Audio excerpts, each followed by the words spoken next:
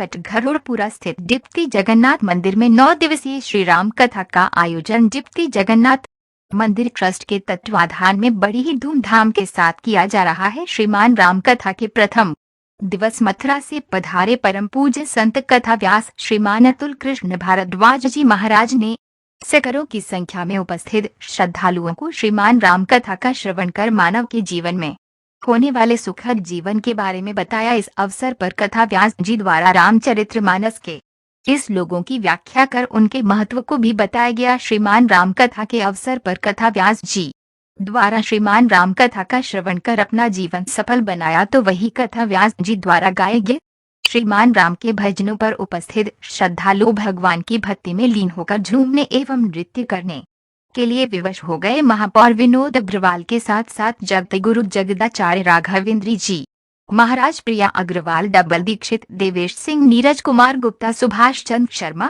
गयानेन्द्र कुमार सिंह, देवेंद्र सिंह, राम मोहन पाल, गोपाल टंडन, ब्रजेश सिंह, अमित सिंह, वीरेंद्र कुमार सिंह, संजीव कुमार सिंह, हरविंद कुमार सिंह पार्षद, कुलदीप नारायण पार्षद, प्रभात सक्सेना, मंगलवार सिंह शर्मा, सुरेंद्र सिंह चौहान, केशव नारायण, मनोज बिहार, गोविंद राम गुप्ता, विनय पाठक, मीडिया प्रभारी राम कुमार, रामजी, उमेश ठाकुर, नरेश कुमार, महिपाल सिंह, रामवीर सिंह, हरीश प्रजापति, विदेश जनसंपर्क विभाग भाजपा, राजेश सूर्या, दिनेश शुक्ला, अरविंद सिंह, रामजी गुप्ता, भवनीत सिंह, रणजीत सिंह, अनुराग सिंह, कमल गुलाटी, श्याम बिहारी शर्मा, सुरेश शुक्ला, राकेश तिवारी, भूपेंद्र गुप्ता, अंकुर गुप्ता, सरिता गुप्ता, सुनीता अजल, राम सुमनी, रोहिणी, ममता, प्रति, संध्या, अर्चना, गीता, मीनू, गौराग्नि, समता, पूर्वी, अचला सहित बड़ी संख्या में महिला भक्तों राम कथा के प्रथम दिवस में उपस्थित रहकर धर्म लाभ अर्जित किया।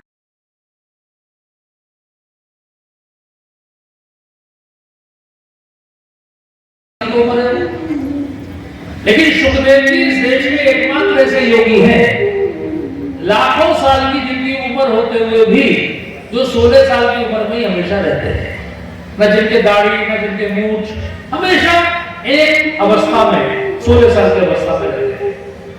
इसलिए कभी आपको मौका मिले तो आपके बहुत पास यहाँ मुजफ्फरनगर जिले में सुखताल नाम का स्थान है, जहाँ वो बरगद का पेड़ आज भी है, जिसके नीचे सुखदेव जी ने बैठकर कथा सुनाई थी। जैसे सुखदेव जी के दाढ़ी मूंछ नहीं निकलते, वैसे उस बरगद में से भी जटाएं नहीं निकलती। वो बिना जटाओं का बरगद है, वो पूरी दुनिया में एक ही बरगद है। वो 10,000 साल पहले भी, 5,000 साल पहले भी ऐसा ही था, आज भी ऐसा है। तो सुखदेव जी को सीधे सीधे परीक्षित ने पूछा, उस मनुष्य को क्या करना चाहिए जिसको तुरंत मरना है? और सुखदेव जी ने सीधे सीधे जवाब दिया, तस्मात् भारत सर्वात्मा भगवान ईश्वरो हरि श्रोतव्यम कीर्तितव्यम स्मृतव्यम इच्छता अभयम। उसे भगवान को सुनना चाहिए, भगवान को गाना चाहिए और भगवान का ही सुमिरन करना चाहिए। इसी का हिंदी अनुवाद गोस्वामी तुलसीदास जी ने चौपाई में किया। आप सबको याद है, एक बार मेरे साथ दोहरा दीजिए, है ना? गाने की जरूर कोशिश करिए, पूरा याद आना रहेगा, मुंह खोल के आ कर दीजिए, उससे भी आपको पुण्य मिलेगा। कहिए, राम ही सुन मेरी आइए राम ही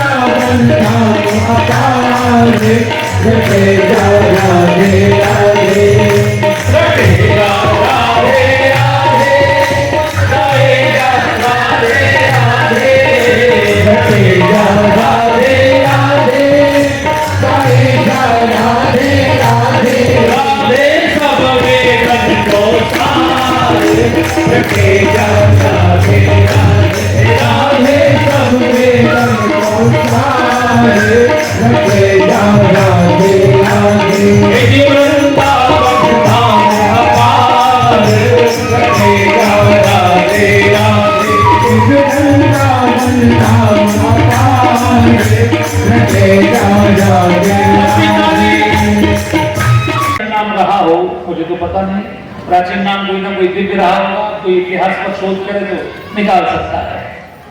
लेकिन ये मुरादाबाद राम जी से जुड़ा हुआ विशेष स्थान है।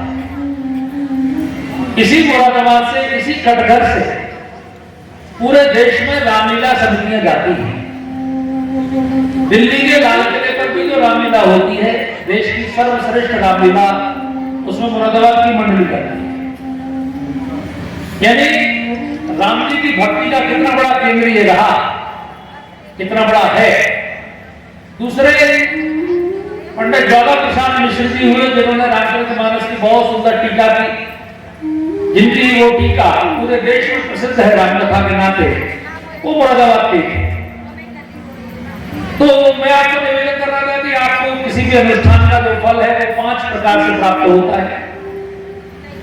दोनों बहनें जो खड़ी हैं, ये दोनों बहनें, अनुष्ठान का फल 5 प्रकार से मिलता है। 20-20 नंबर के 5 क्वेश्चन हैं, लेकिन 20 नंबर आपके स्थान के हैं, 20 नंबर काल के हैं, 20 नंबर भावना के हैं, 20 नंबर पुरुषार्थ के हैं और 20 नंबर भगवान की कृपा के हैं। तो स्थान में 20 नंबर आपके पक्के हैं। तो ये स्थान कौन सा है? ये एक अलग टाइप की धरती है मुरादाबाद की। ये एक द्वीप है, गंगा नदी और रामगंगा के बीच में ये जो भूमि है, ये एक द्वीप जैसा है। ये इसके जितनी दूर गंगा है उतनी दूर हिमालय है। भगवान ने गीता में कहा, मैं मनुष्यों में राजा हूं, पशुओं में सिंह हूं, मैं नदियों में गंगा हूं, मैं पर्वतों में हिमालय हूं। यानी दोनों भगवान बैठे हैं, गंगा के रूप में भी और हिमालय के रूप में भी। और मुरादाबाद जिले की पुरानी जो सीमा थी, इधर हिमालय तक थी, यानी पूरा ठाकुरद्वारा भी मुरादाबाद जिले में, और इधर पूरा अमरोहा भी पहले मुरादाबाद जिले में था, पिकनी का घाट अपना था। तो ये गंगा और हिमालय के बीच की सबसे पवित्र भूमि, और उसमें भी किसी भी नदी का दक्षिणी तट सबसे शुभ होता है। तो रामगंगा नदी का ये दक्षिणी तट, जिस पर ये कटघर का मोहल्ला है, और उसमें भी भगवान का साक्षात मंदिर।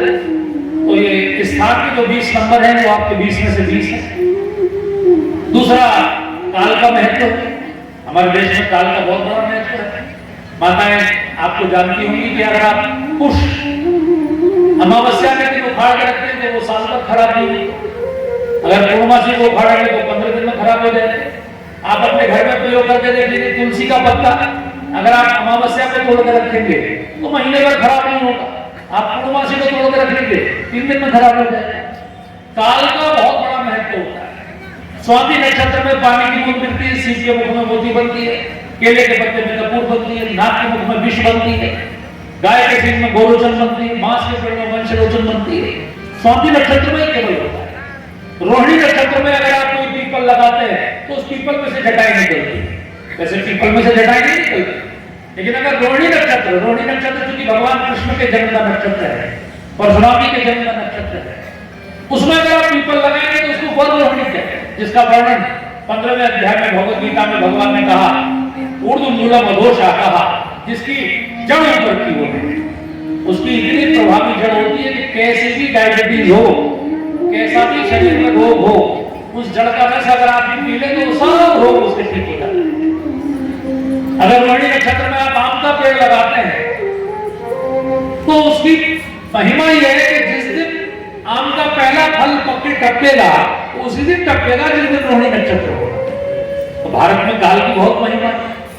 इसलिए आपकी जो कथा हो रही है ये होनी थी 19 दिसंबर से, लेकिन हो रही है 12 जनवरी से। तो वो मेरी ही एक लापरवाही के कारण ये समय चेंज हुआ, लेकिन समय बहुत अच्छा हुआ। जो चेंज भी हुआ वो माघ के महीने में आ गया, वो खर मास से माघ का पवित्र महीना आ गया, और जिस दिन से कथा प्रारंभ हो रही है उस दिन से नारायण की कृपा भी बरसनी प्रारंभ हो गई। और तो काल के भी 20 नंबर आपके पक्के हैं, क्योंकि माघ का महीना, माघ मानते जानते किसे कहते हैं? माघ माने सबसे बलवान। माघ का जो नक्षत्र है उसका जो चिन्ह है वो राज सिंहासन है। इसलिए माघ के महीने में प्रयाग में मेला लगता है, और प्रयाग को क्या कहा जाता है? तीर्थों का राजा, राजा कहा जाता है, तीर्थ राज, बुध मंगल में तीर्थ राजू। तो ये राज सुख प्रदान करने वाला महीना है। इसलिए माघ का ये कृष्ण पक्ष आपके पितरों को भी आनंद करेगा और आपके देवताओं को भी आनंद प्रदान करेगा। अब तीसरे जो 20 नंबर है वो आपकी भावना के हैं। अब देखिए आपकी भावना कितनी है, यानी आपकी भावना इतनी है कि मेरा तो हमारा तो काम रोज ही कथा कहने का, लेकिन आप सुबह से कुछ ना खा के भूखे रहकर और यह कलश यात्रा में चलकर आ रहे हैं, ये आपकी भावना है। अगर भावना ना होती तो क्यों, तो जाती रही भावना जैसी, जाती रही भावना जैसी, प्रभु मूर्ति देखी देखते।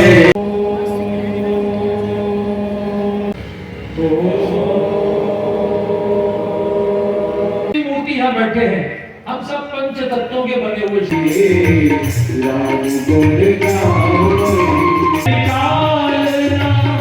साधन तू